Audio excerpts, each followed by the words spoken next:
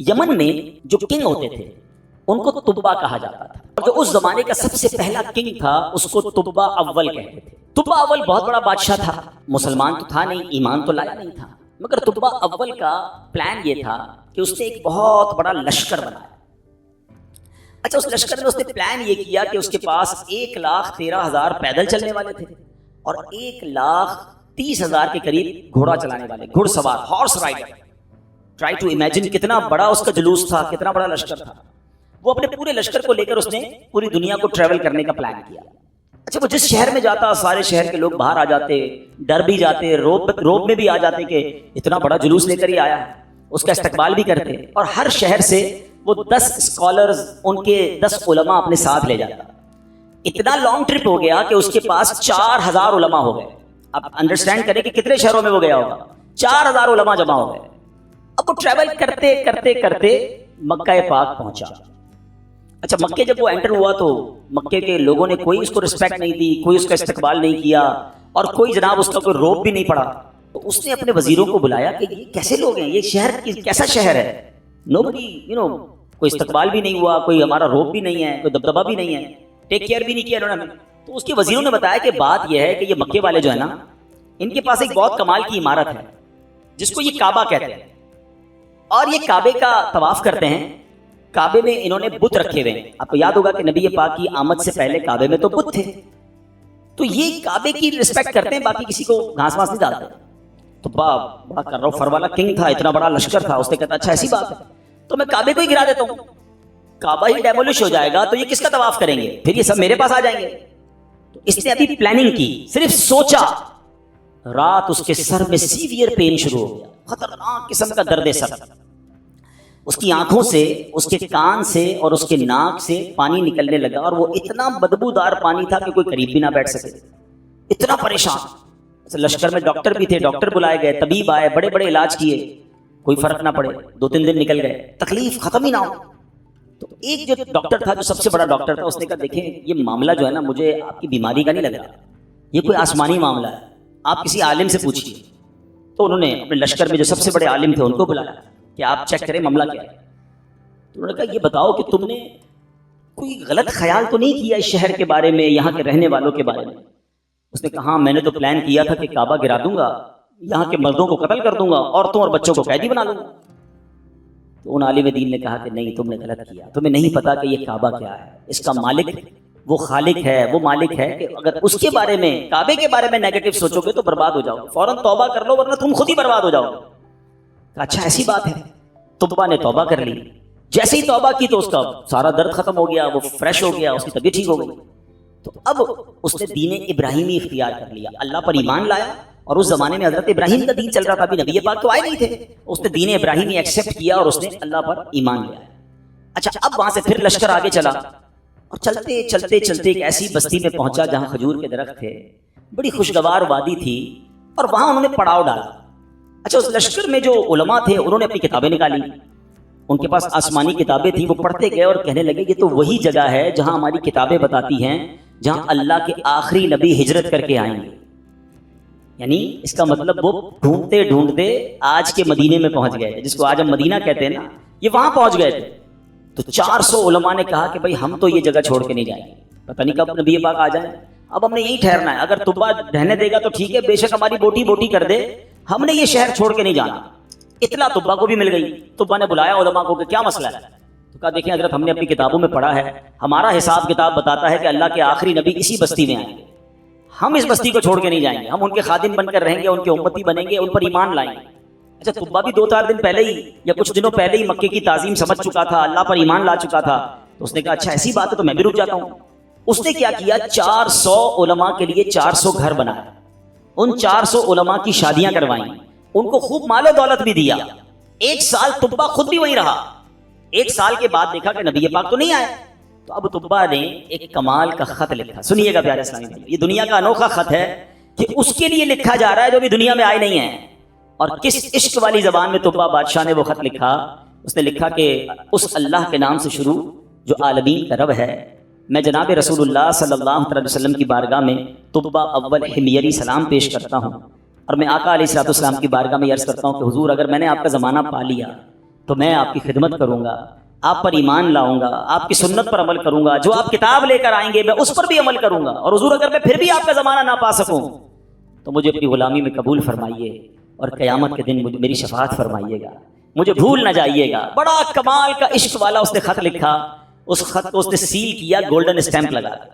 اچھا ایک اور مکان بنایا اس نے، اور جو اس وقت کے سب سے بڑے عالم تھے ان کو وہ لیٹر بھی دیا، اور کہا جب آپ نبی پاک سے اگر آپ کی ملاقات ہو جائے نا تو میرا خط انہیں دیجیے گا، یہ مکان بھی انہیں گفٹ کر دیجیے گا، اور اگر نہ ہو تو آپ اپنے بچے کو کہیے گا، آپ کا انتقال ہونے لگے تو اس کو یہ لیٹر دیجیے گا، اس کو کہیے گا وہ اپنی اولاد کو دے، تاکہ کسی طرح یہ خط جناب آخری نبی صلی اللہ علیہ وسلم تک پہنچ جائے۔ یہ کیسا عشق ہے! اب ذرا سنیے گا، طبہ اول حمیری کا بعد میں وہ مدینے سے آگے گیا اور جا کے اس کا انتقال ہو گیا۔ after 1000 years، 1000 سال بعد 12 ربیع الاول والے دن مکہ مکرمہ میں نبی پاک کی ولادت ہوتی ہے، آقا کی تشریف آوری ہوتی ہے۔ نبی پاک 53 سال مکے میں گزارتے ہیں، اور اس دوران حضرت مصعب بن عمیر صحابی رسول ہیں، ان کو پیارے آقا مدینے بھیجتے ہیں کہ وہاں جا کے اسلام کی دعوت دو۔ مدینے میں تو فوراً اسلام پھیلنا شروع ہو گیا۔ علماء کہتے ہیں جو اتنی تیزی سے اسلام مدینے میں پھیلا نا، اس کی بڑی وجہ یہ تھی جو یہ انصار صحابہ تھے نا، مدینے والوں کو کیا کہتے ہیں؟ انصار۔ مکے والوں کو کیا کہتے ہیں؟ مہاجرین۔ تو جو انصار تھے نا یہ سارے انہی 400 علماء کی اولاد میں سے تھے۔ They were waiting from last 1000 years for رسول پاک علیہ الصلوۃ والسلام۔ یہ تو 1000 سال سے انتظار کر رہے تھے۔ جیسے ہی حضرت مصعب بن عمیر پہنچے، دیگر مبلغین پہنچے، اللہ کے رسول کی باتیں بتائیں، اسلام کی باتیں بتائیں، دھڑا دھڑ لوگ اسلام قبول کرنے لگ گئے۔ اچھا قبیلے کے لوگ بیٹھے کہ آخری نبی تو آ گئے ہیں مکے میں، ہمارے پاس ایک لیٹر ہے، اب وہ پہنچانا ہے انہیں۔ انہوں نے مشورہ کر کے، ایک صحابی تھے ان کا نام تھا حضرت ابو لیلہ انصاری رضی اللہ عنہ، ان کو کہا کہ آپ جائیے، جا کے مکے میں نبی پاک کو یہ خط دے کر آئیے۔ ان صحابی نے ٹریول کیا۔ جب وہ ٹریول کر کے جانے لگے تو ان کو کسی نے بتایا کہ نبی پاک مکے سے پہلے ایک وادی میں بیٹھے صحابہ کرام کے ساتھ جلوہ فرمائے۔ اچھا انہوں نے نبی پاک کو نہیں دیکھا، نبی پاک نے انہیں نہیں دیکھا، سوشل میڈیا کا زمانہ تو تھا نہیں کہ کسی طریقے سے دیکھ لیتے۔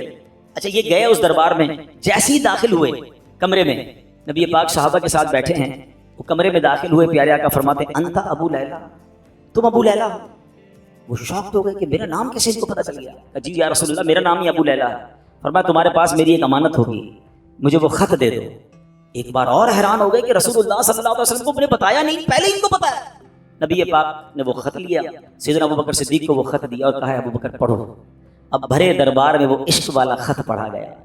طبہ اول حمیری کا وہ عشق کی جو لیٹر تھا وہ پڑھ کر سنایا گیا کہ حضور میں آپ کا امتی، میں آپ کا غلام، مجھے قیامت کے دن بھولیے گا نہیں، اگر آپ کا زمانہ پایا تو آپ کی خدمت کروں گا، زمانہ نہ پا سکا تو پھر بھی میں آپ کا غلام ہوں۔ اللہ اکبر۔ نبی پاک نے خط پڑھ سنا نا، پتہ کیا فرمایا؟ مرحبا اخ الصالح، مرحبا اخ الصالح، میرے نیک بھائی کو مرحبا ہو، نیک بھائی کو مرحبا ہو۔ امیر پیارے آقا علیہ السلام نے اس بادشاہ کو نیک بھائی کہہ کر پکارا۔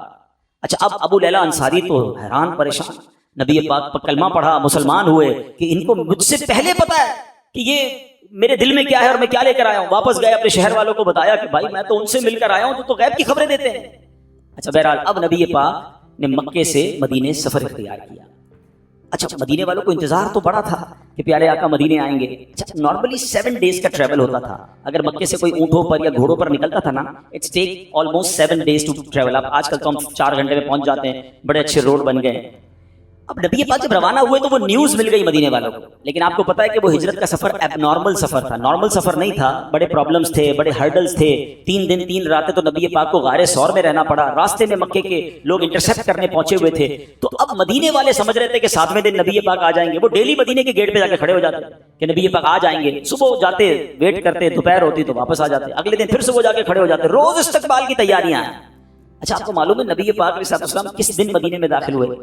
کافی دن لگے، مگر سرور کائنات صلی اللہ تعالیٰ علیہ وسلم جس دن مدینہ منورہ میں صحابہ کے جھرمٹ میں داخل ہوئے نا، وہ دن 12 ربیع الاول کا دن تھا۔ ہاں وہ دن بھی برتھ ڈے آف رسول پاک علیہ السلام تھا۔ سبحان اللہ، اللہ کی شان دیکھیں کہ ربیع الاول کا 12 ربیع الاول کا جو جلوس ہے، کچھ لوگوں کو کنفیوژن ہوتی ہے۔ اللہ اکبر، میرے آقا جو مدینے میں داخل ہوئے تو صحابہ بھی ہیں، اور خود پیارے آقا بھی ہیں، بلکہ ایک صحابی کہتے ہیں حضور بغیر پرچم کے کیسے داخل ہوں گے؟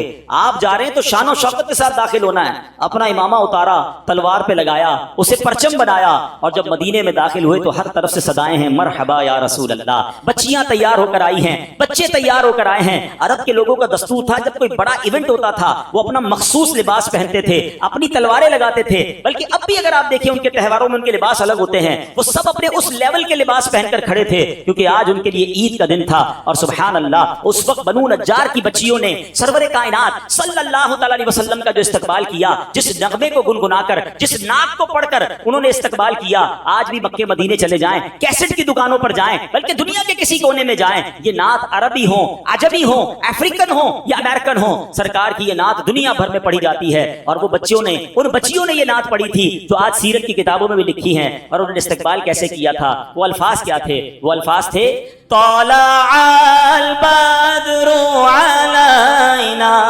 من ثنيات الوداع وجب الشكر علينا ما دعا لله داع۔ کیا کہتی ہیں ہم پر؟ چاند طلوع ہو گیا ہے، طلع البدر علینا، 14ویں رات کا چاند طلوع ہو گیا ہے۔ کہاں پر؟ سنیت الوداع کی گھاٹی میں، جس جگہ یہ استقبال ہوا نا اس علاقے کو سنیت الوداع کہتے ہیں۔ اور وجب الشکر علینا، ہم پر واجب ہو گیا ہے اللہ کا شکر ادا کرنا۔ ما دعا للہ دعا، جب تک لوگ اللہ کے لیے دعوت دیتے رہیں گے، یعنی قیامت تک ہم پر اب یہ شکر اللہ کا واجب ہو گیا کہ نبی پاک ہمارے مدینے آ گئے۔ آپ کو پتا ہے مدینے کا رنگ کیسے بدلا، مدینے کی تقدیر کیسے بدلی؟ مدینہ پہلے یثرب کہلاتا تھا، وہاں کی آب و ہوا میں بیماریاں تھیں، جو جاتا بیمار ہو جاتا تھا۔ اللہ اکبر، مصطفیٰ کریم کے قدم تو کیا لگے، مدینے کے غبار میں بھی شفا ہو گیا۔ اب تو بیمار کو کہتے ہیں ٹھیک ہونا ہے تو مدینے ہو آؤ، جب سے قدم لگے ہیں رسالت مآب کے، جب سے قدم لگے ہیں رسالت مآب کے، جنت بنا ہوا ہے مدینہ حضور کا۔ کیا قدم لگے میرے آقا کے، بھاگ ہی جاگ گئے مدینے والوں کے۔ اچھا اب پیارے آقا جب مدینہ شریف میں انٹر ہوئے نا، everybody want to welcome and everybody want to host him، ہر بندہ چاہ رہا تھا کہ نبی پاک ہمارے گھر آ جائیں، کیونکہ اشتیاق بہت تھا، تڑپ بہت تھی۔ تو نبی پاک نے فرمایا کہ میری جو اونٹنی ہے نا یہ اللہ کے حکم سے بندھی ہوئی ہے، یہ جدھر جا کے رکے گی ادھر جا کر ہی میں نے رہنا ہے۔ اچھا ذرا تصور کیجئے، امیجن کیجئے کہ وہ اونٹنی مدینے کی گلیوں میں گھوم رہی ہوگی اور ہر صحابی ایک امیجن کر رہا ہو کاش میرے دروازے پر رک جائے، کاش میرے دروازے پر رک جائے، مگر بھاگ کس کے جاگے؟ سیدنا ابو ایوب انصاری رضی اللہ تعالیٰ عنہ، کہ وہ اونٹنی جو ہے ان کے دروازے پر جا کے رکی۔ اچھا ایک اور امیزنگ بات شاید بہت ساروں کو پہلی بار پتہ چلے گی، حضرت ابو ایوب انصاری رضی اللہ عنہ کا ایک لقب ہے، ہم سب کہتے ہیں میزبان رسول، ٹھیک ہے نا، لیکن شاید لوگوں کو نہیں پتا کہ حضرت ابو ایوب انصاری اسی عالم دین کی اولاد سے ہیں کہ جن کو طبہ اول نے لیٹر دیا تھا، جو سب سے بڑے عالم تھے نا، یہ انہی کی اولاد میں سے ہیں۔ اور حضرت ابو ایوب انصاری اسی گھر میں رہتے تھے جو گھر طبہ نے نبیبان زمانہ ہے، جو رب دو عالم کا محبوب ہے۔